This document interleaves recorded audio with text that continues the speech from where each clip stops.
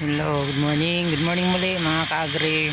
Nandito ako ngayon sa farm. Nandito sa likod ko yung aking mga talong. Nilinis ko kasi mula nung tinanim sila is na ano na talaga, hindi pa nalinis. So, happy naman ako dahil pagdalaw ko dito, ganyan na sila mataba.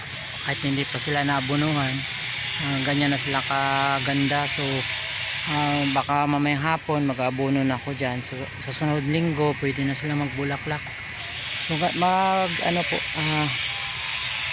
balilas na po ito kasi ang dami kong ginawa kanina doon sa kabilang farm.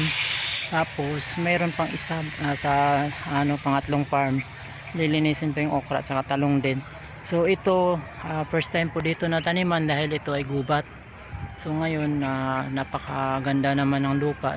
Talagang hindi ako nagkamali na itanim yung talong dito, pero yung kanyang distance, mapansin nyo, napakalayo po, more than 1 meter, 1.5 meter ang layo mula dyan sa pagitan. 1.5 meter kasi ang gitna niyan. Tataniman ko ng sitaw na haba, yung gagapangin para siya alley cropping, para yung insekto hindi siya madaling maglipat-lipat kasi naharangan ng sitaw. Then ang benepisyo din sa sitaw, legumes po yan, ay nitrogen fixing bacteria po. Ibabalik din niya yung mga bacteria na pwedeng ma-consume ng talong.